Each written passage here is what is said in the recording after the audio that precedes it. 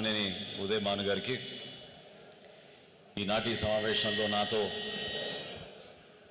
పాల్గొంటున్న సహచర మంత్రివర్యులు సోదరులు కందుల దుర్గేష్ గారికి, గౌరవ శాసన సభ్యులు బొలిశెట్టి శ్రీనివాస్ గారికి, అదేవిధంగా వంశీకృష్ణ యాదవ్ గారికి, శాసన మండలిలో జనసేన పార్టీ సభ్యులుగా ప్రభుత్వ విప్పుగా వ్యవహరిస్తున్న హరిప్రసాద్ గారికి, మీ అందరికీ తెలుసు ప్రతి కార్యక్రమంలో కూడా చురుగ్గా పార్టీ కోసం, పవన్ కళ్యాణ్ గారి కోసం క్షేత్రస్థాయిలో పార్టీ బలోపేతం చేస్తున్న కార్యక్రమాలన్నింటిలో కూడా చురుగ్గా పాల్గొనే మన కేకే గారికి, అదేవిధంగా నియోజకవర్గాల వారీగా మనం పాయింట్ ఆఫ్ కాంటాక్ట్ని ఇన్ఛార్జిని నియమించుకున్నప్పటి నుంచి కూడా అంతకుముందు పవన్ కళ్యాణ్ గారి పైన ఉన్న అభిమానంతో చాలా కష్టపడి నిలబడిన వ్యక్తుల్లో అమ్మిశెట్టి వాసు గారు ఒకరు.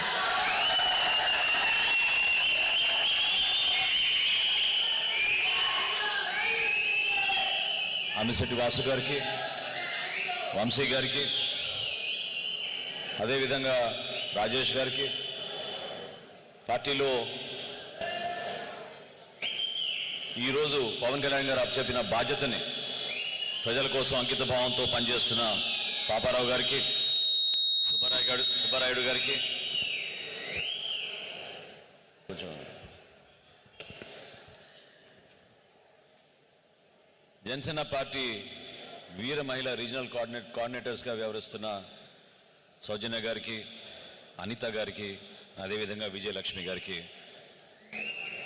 మా అందరికన్నా ముఖ్యంగా ఇంత అద్భుతమైన సమావేశంలో మీరు సమయం వెచ్చించి పవన్ కళ్యాణ్ గారు ఇచ్చిన స్ఫూర్తితోటి విజయవాడ నగర సమీక్ష ఒకసారి చేసుకోవాల్సిన అవసరం ఉంది, అందరం కూడా ఆ బాధ్యతను తీసుకెళ్లాలనే ఆలోచనతో ఈరోజు ఈ సమావేశం ఏర్పాటు చేస్తే మీ సమయం వెచ్చించి పార్టీ కోసం పవన్ కళ్యాణ్ గారి పైన ఉన్న అభిమానంతో మీరందరూ కూడా వచ్చి ఈ సమావేశంలో పాల్గొన్నందుకు మన వీర మహిళలకి, జన సైనికులకి, మన నాయకులకి అందరికీ కూడా పేరు పేరున మనస్ఫూర్తిగా పవన్ కళ్యాణ్ గారి తరఫున, జనసేన పార్టీ తరఫున మీ అందరికీ కూడా నమస్కారాలు.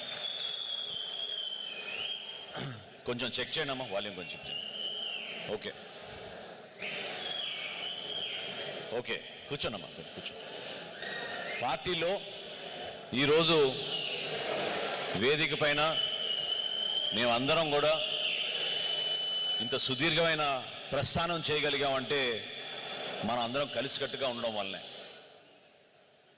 ముందుగానే ఈ విషయాన్ని ఎందుకు ప్రస్తావిస్తున్నానంటే, పవన్ కళ్యాణ్ గారు 2014లో పార్టీ స్థాపించినప్పుడు ఆ రోజున ఆంధ్రప్రదేశ్ రాష్ట్రంలో నెలకొన్న ఒక విచిత్రమైన పరిస్థితులు, రాష్ట్రాన్ని విభజించారు, ఏనాడు లేని సమస్యలు కొత్తగా తీసుకొచ్చారు, ఆస్తుల పంపిణీ కార్యక్రమంలో కూడా ఆంధ్రప్రదేశ్కి సరిగ్గా రాలేదు మన వాటా అనే భావన ప్రతి ఒక్కరిలో ఉన్న తరుణంలో ఎందుకు మనకి కేంద్ర ప్రభుత్వం నుంచి కానివ్వండి, రాష్ట్రంలో ఉన్న మన ప్రజలు కానివ్వండి, తెలుగు ప్రజల్లో ఎందుకు ఆ చైతన్యం రాదు, దేనికోసం మీరు నిలబడరు, ఎందుకు మీరు పోరాటం చేయరని ఆ రోజు పవన్ కళ్యాణ్ గారు జనసేన పార్టీని స్థాపించారు. ప్రశ్నించే మనస్తత్వం మీ అందరిలో తీసుకురావడం కోసం ప్రతి గ్రామంలోనూ, ప్రతి వార్డులోనూ, ప్రతి డివిజన్లోనూ జనసేన పార్టీ నాయకత్వం అదేదో స్వలాభం కోసమో, రాబోయే రోజుల్లో రేపు పదవులు అనుభవిస్తామనో దానికోసం కాదు. ఏ జరిగినా ప్రజాస్వామ్యబద్ధంగా జరగాలి, ఏ జరిగినా ఈ పోరాటంలో, ఈ స్ఫూర్తిలో మన యువత పాల్గొనాలి, మన యువతతో పాటు మన మహిళలు కూడా ఆ విధంగానే పాల్గొనాలనే నమ్మకంతో పవన్ కళ్యాణ్ గారు ఆ రోజు జనసేన పార్టీని స్థాపించారు. ఎంతో అద్భుతమైన చరిత్ర కలిగిన ప్రాంతం విజయవాడ. నిజంగా విభజన జరగకముందే ఆ రోజుల్లో జయాంధ్ర ఉద్యమం జరిగినప్పుడు ఏ విధంగా ఇక్కడ మహానుభావులు నిలబడ్డారో ఆ రోజున మీరు గుర్తు తెచ్చుకోవాలి. ఆ రోజే కోరారు, విజయవాడ ఒక మహానగరం, ఇక్కడ ఉన్న అవకాశాలు, ఇక్కడ ఉన్న వనరులు, ఇక్కడ కష్టపడి పనిచేసే మనస్తత్వం, ఆ రోజుల్లో ఇక్కడ ఉన్న వ్యాపారవేత్తలు వాళ్ళు స్థాపించిన అనేక వ్యాపారాలని మనం గుర్తు చేసుకుంటే ఏ విధంగా మనం ముందుండే వాళ్ళం ఒకసారి ఆలోచించుకోవాలి.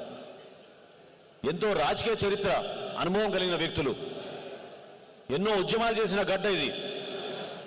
నిజంగా కనకదుర్గమ్మ వారి ఆశీస్సులతోటి ఈ రోజున ఈ ప్రాంతానికి మరొకసారి ఆ వైభవం తీసుకొచ్చే విధంగా మనందరం కూడా కష్టపడి పనిచేయాలి. ఒక్కసారి ఆలోచించండి, ఆ రోజుల్లో ఏ విధంగా త్యాగాలు చేశారో, ఏ విధంగా నిలబడ్డారో. స్వార్థ రాజకీయాలు చేయలేదు. దమ్మా కూర్చోమ్మా, కూర్చోండి, ఎవరైనా ఒకరు స్థానం కల్పించండి, కూర్చోండి.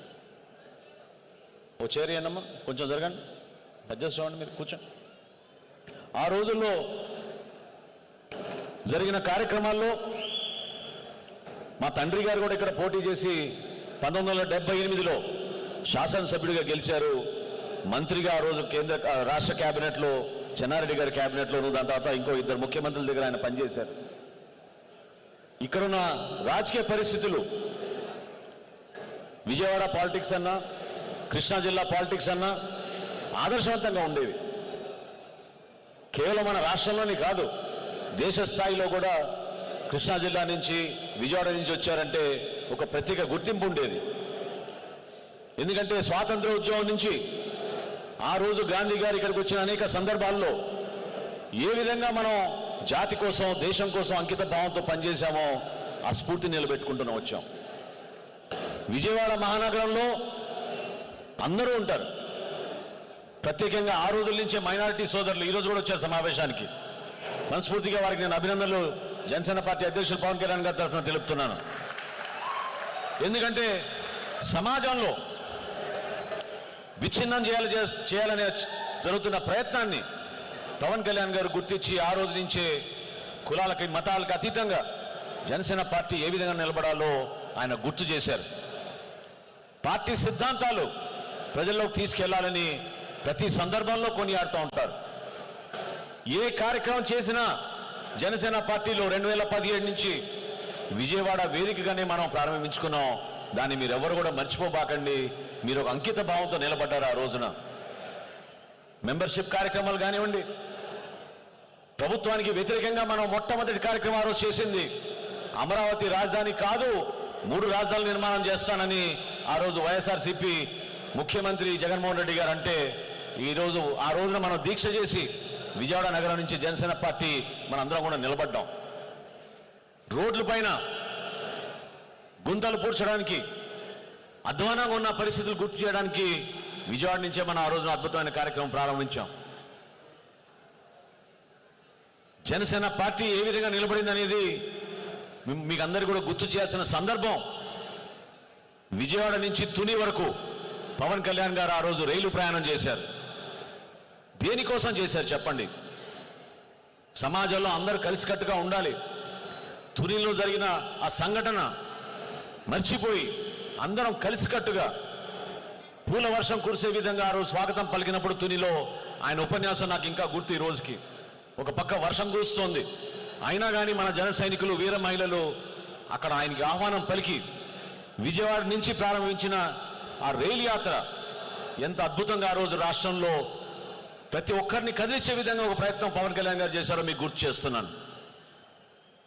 తునిలో జరిగిన ఆ కార్యక్రమంలో గతంలో జరిగిన సంఘటన ఏ విధంగా సమాజంలో కొంతవరకు ఇబ్బందికరమైన పరిస్థితులు ఏర్పడిందో, దానికోసం కాదు మన ప్రస్థానం.